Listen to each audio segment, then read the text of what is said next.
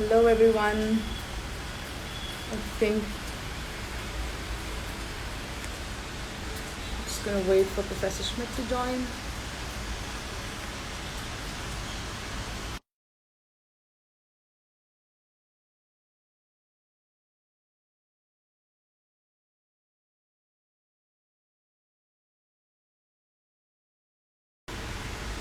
Hello everyone.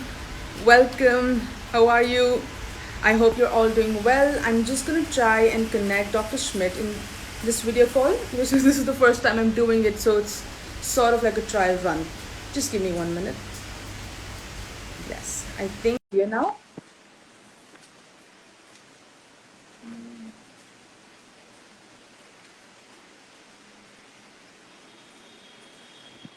Hello, hi there. Hello, Professor. How are you?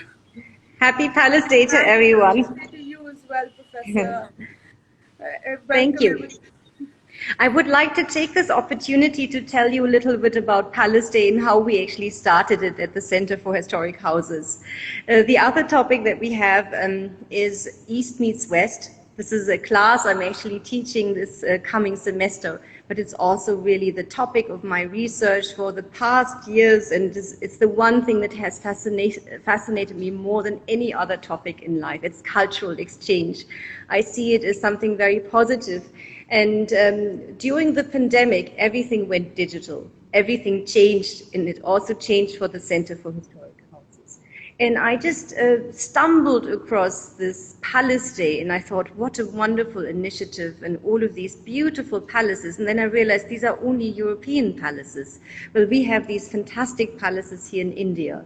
So what about them? So I simply wrote to them and I said, I'd love to participate. And they were very warm and welcoming and encouraged me to do so. So we just organized it very, very quickly. And this was really at the start of the pandemic. And while it was difficult for people to be stuck in their house, we just devoted all of our times writing to palaces. And the response was really fantastic. And even today. So last year we had 42 palaces who joined us. And this time we doubled the number. And it's just heartwarming to see how enthusiastic everything was. So Palace Day was started by the Château de Versailles, which is one of the world's most famous and beautiful palaces. And then it was continued by the Network for European Royal Residences, which is primarily an academic network. It consists of people who deal with historic palaces and residences, curators, and so on.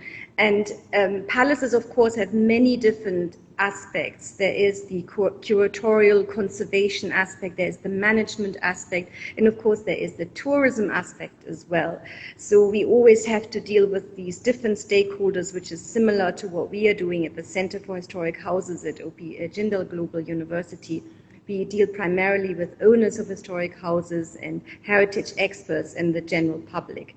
So Palace Day became a social media event, and especially now it goes kind of hand in hand with the pandemic. It started already in 2016, but it was the pandemic that kind of accelerated this move towards the digital. And we were really very much at an experimental stage. And I must say, one of the reasons for palaces to be so enthusiastic about this was this need for something positive at a time that was really, really very dark last year. And this year, we couldn't have anticipated the problems we were facing this year. But this is really a glorious moment, and we also need to look forward, and the palaces need to keep opening, they need to keep reinventing themselves and adapting to the kind of changing times. One of the reasons why Indian palaces were so keen to join and celebrate with us was the fact that this was initiated by Europe, and to have this friendship also between East and West. And especially now we've been facing the culture wars in the UK, in the United States. It's so good to have something different where we are really reaching out to people across the ocean and where we want to collaborate. And since we participated in Palace Day last year and coordinated it for India, so much has happened. We've been collaborating with JP Morgan Chase, who've so generously donated their time and their team of tech experts to work with us. We'll be launching a Heritage at Risk portal at the beginning of August.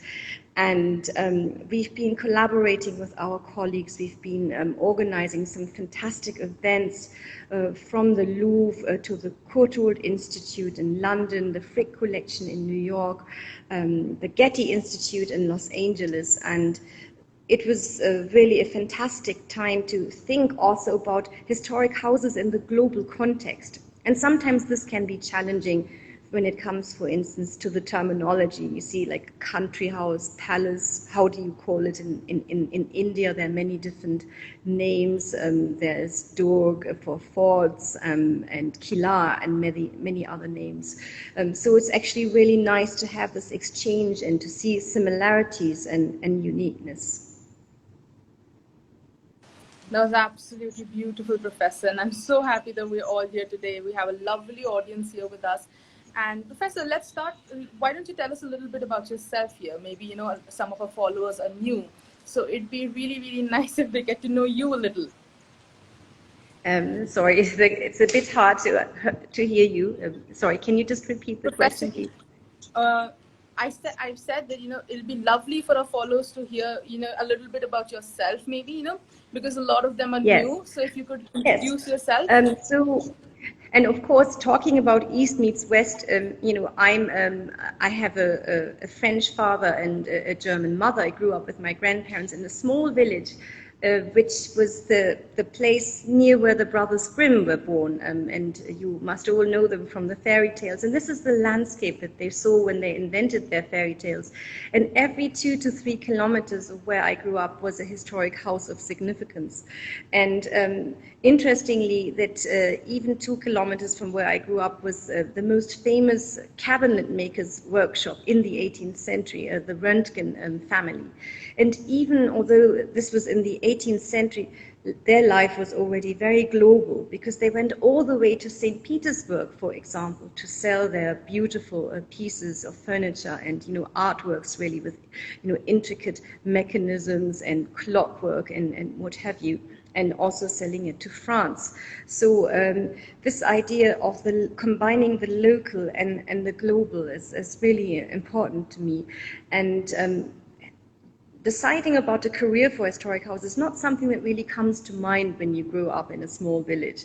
So this is something I discovered much later when I studied in the UK, and it was particularly the National Trust that actually inspired me, and the way it was managed, and it was so fun with the coffee shops and just being able to really get a feel of it, rather than having this, the three-dimensional aspect. It's different from a museum and an exhibition space, but it's really like a time machine. It's tangible history. And I felt I always wanted to dedicate my life to the preservation and revival of historic houses. And when I came to India, I realized that you don't really have an organization like an umbrella organization for all the privately owned houses. And so this is something that we did when we started the Center for Historic Houses 2 years ago, not yet 2 years ago at Jindal University. So we are really quite a young institution, and it has been really, really wonderful. And also as a foreigner, I'm very grateful and very humbled to be able to work here and to collaborate with our Indian partners, and to use my own network, and to always build bridges between the past and the present, and between owners of historic houses and the public, between heritage experts and owners, between East and West. So this has been really important to us, and I think we've managed to do a lot, and we've been able to build this kind of global community, and to always respect the local, but nevertheless look out of this and look beyond it. And especially in the context of Indian heritage, there is always an element of cultural exchange. I think at the moment the debate is a little bit too political for my liking. It's very negative. It's only seen in the sense of hierarchies and, of course, the problematic history of the Raj. But I think apart from this, even before before Europe came to India, before the West, there was already a lot of exchange, cultural exchange. And there is something very positive about this as well, that leads to innovation. And when you look at historic houses in India and palaces, Some of them can be French-inspired, the more modern ones like Capocciala, for example. This is just related to an aesthetic preference. It's not really a kind of politics, I think, that came into the picture. Or, of course, Mughal influences and Rajput influences. It's this constant flux and cultural exchange in the architecture, or even when it comes to the collections. I'm currently working also on porcelain rooms and historic houses in India, and it's really fascinating to see, for instance, Chinese porcelain. It was kind of rediscovered, reinvented in England in the 18th century, and themes, for instance. And then it was brought to India and integrated into the overall room schemes. So you have so many different layers of influence from, different parts of Asia, such as China, being reinterpreted in the West and then being reinterpreted yet again in the Indian context. I'm thinking of Dungapur, for example, or Bikaner, or Udaipur. You see these examples. This, I think, is really fascinating. Or in miniature paintings, you have even Christian elements in Mughal art. And again, then the Indian miniature painting influencing Western artists again. And I think this is something to celebrate. This is something beautiful. And sometimes the misunderstanding of another culture is also a good thing. It can lead to something beautiful. And this kind of exoticism of the other works both ways. So currently a lot of the debates are focused primarily on the kind of discourse or the reception of Asian culture in the West, but it also was the other way around. So you had also reception of Western culture, of course, in India itself, and that is a fascinating phenomenon, and it's part of human existence. And I think Palace Day is a beautiful day to celebrate this and to have the sense of awe and wonder. Especially academics, we try to solve problems. We tend to focus on the negative. So I really am very, very keen to focus actually on the positive, and I think it has always been part of learning, of wisdom, to have this sense of awe and wonder. And this is something when I came to India, and I think within less than 24 hours I was already on the road going to Rajasthan, exploring different palaces. I visited Chijara Palace at the time. I visited Samod Palace and the palace in Bikaner. These were the first buildings that I ever saw when I came to India. And it's this kind of childlike enthusiasm about this magnificence of the architecture that is something we should always keep, even as academics, when we are analytical and when we have a more intellectual approach. And that's the beauty of Palestine historic houses, that it has these different elements and dimensions. So there, as I said, there can be the curatorial aspect or the conservation aspect, but it's also engaging with the general public. And I think it's a kind of reality check. Is it meaningful what we do?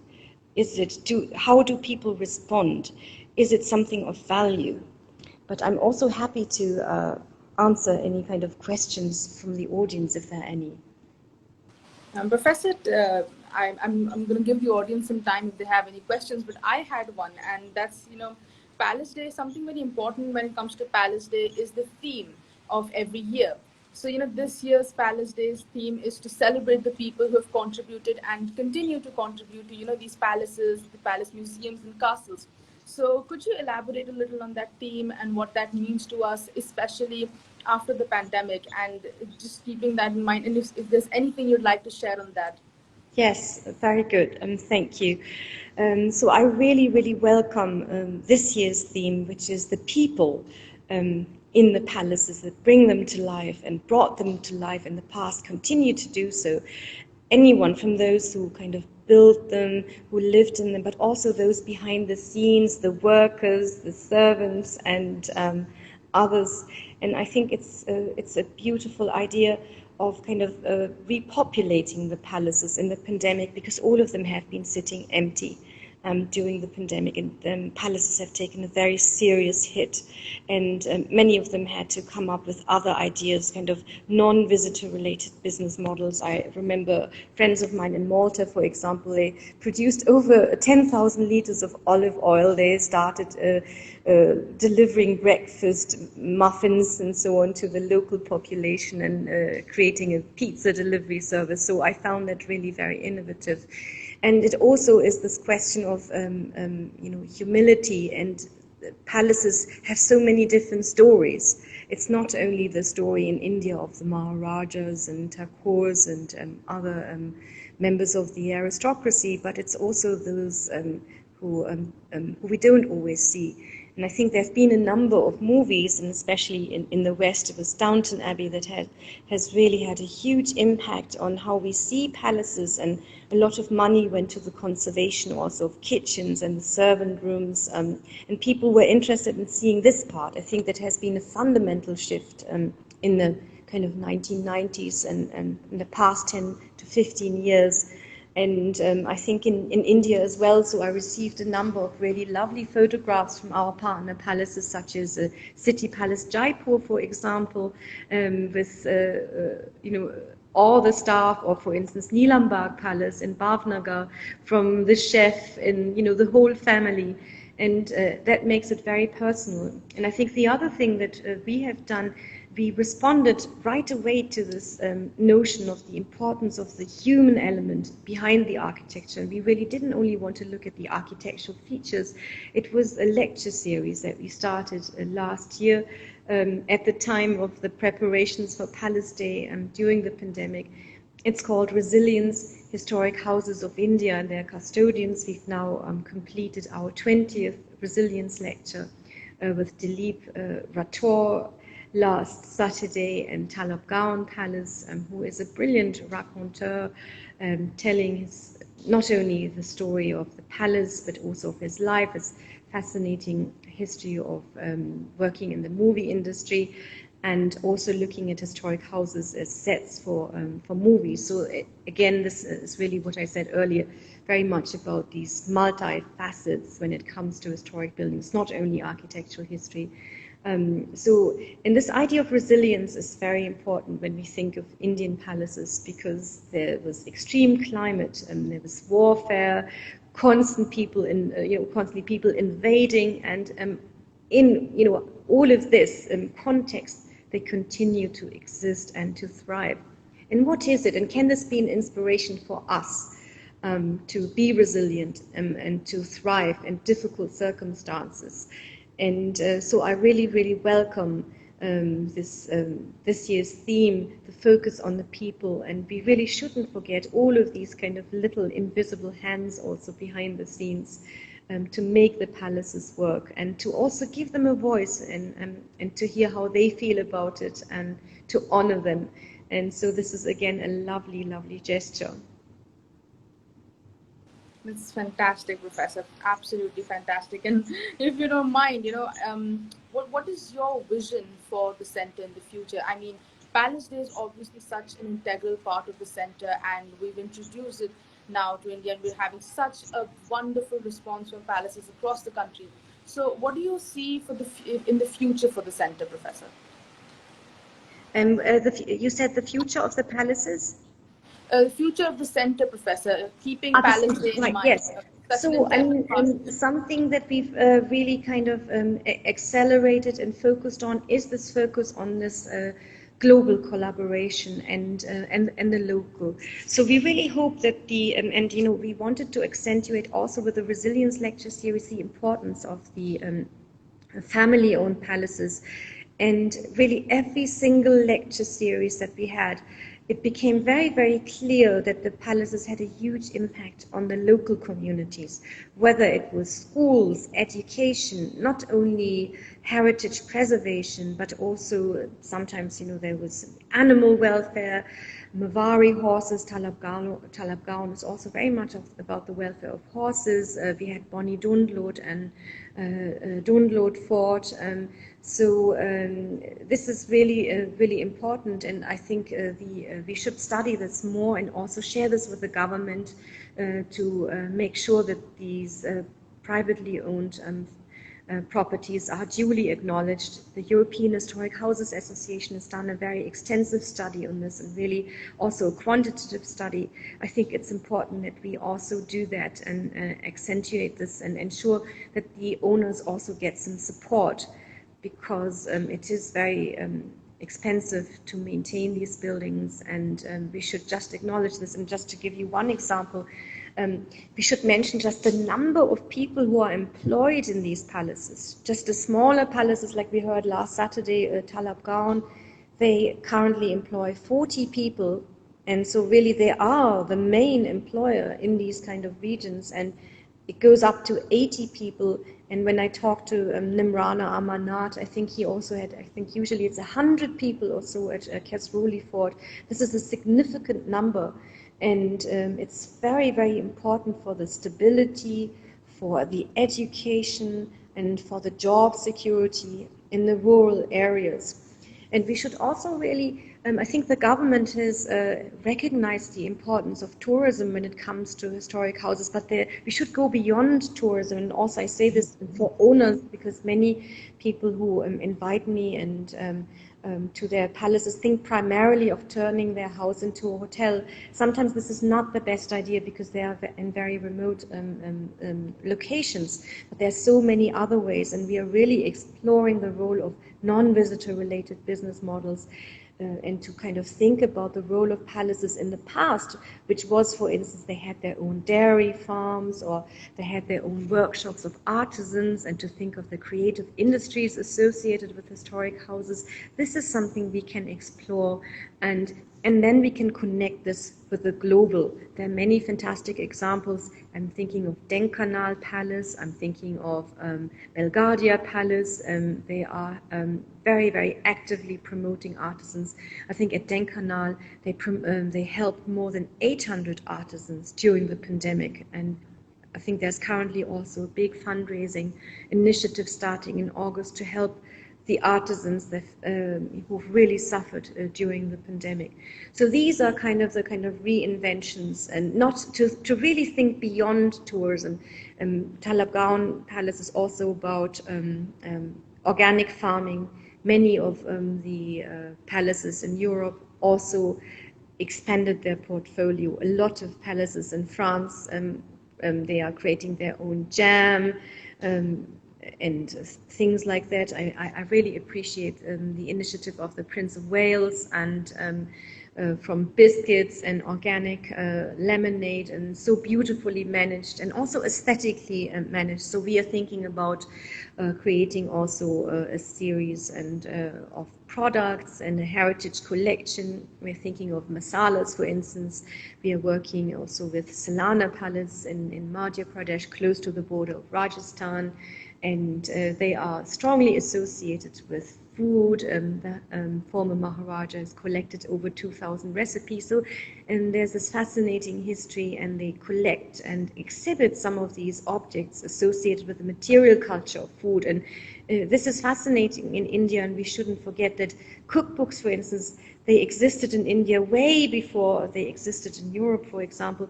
These are all things to be proud of, and to develop further, and to give an opportunity to local communities, and to have these small palace museums. We are developing a beautiful palace museum network, and we are very, very honored to work with very eminent institutions, both in New York and Paris and in London, to create a series of online masterclasses and workshops to collaborate and think about aspects of curatorial practice, conservation, museum management, because this is what is needed for these smaller palace museums. And we have challenges here in India that are a little bit different from Europe. We can really tie this into poverty alleviation and make it more participatory by, for instance, if we talk about the history of food, we can also give workshops on organic farming and composting, for example, to really involve the local community. So there are a number of really, I think, very ambitious and very exciting projects that we are currently working on, and I can't wait to put them into practice in autumn. Wonderful, Professor. And also, thank you. Yeah, so thank you very much for this opportunity to share our work at the center and how this is connected with Palestine. And tonight we are having another session at 8 p.m. to listen to all the palaces, listen to their experience of Palestine last year. That was the first Indian participation in Palestine, and our way forward. So thank you very much for having me. And I'm looking forward to some responses from the audience so that we can really improve in the next year and keep it very, very interactive and put the Indian palaces on the global map. Thank you. Thank you so much, Professor. And everyone, please look. We welcome you to our virtual tour with Prithvi Raj from Mohan Nivas Palace, and we have a lovely session with Vijeshwari from Neelam Bagh at 5. So please do tune in. And we also have a wonderful musical performance from the Mayyar Gharana at 7. So don't forget to join us. And thank you so much. Happy Palace Day to everyone. Fantastic. Thank you. Bye-bye. Bye.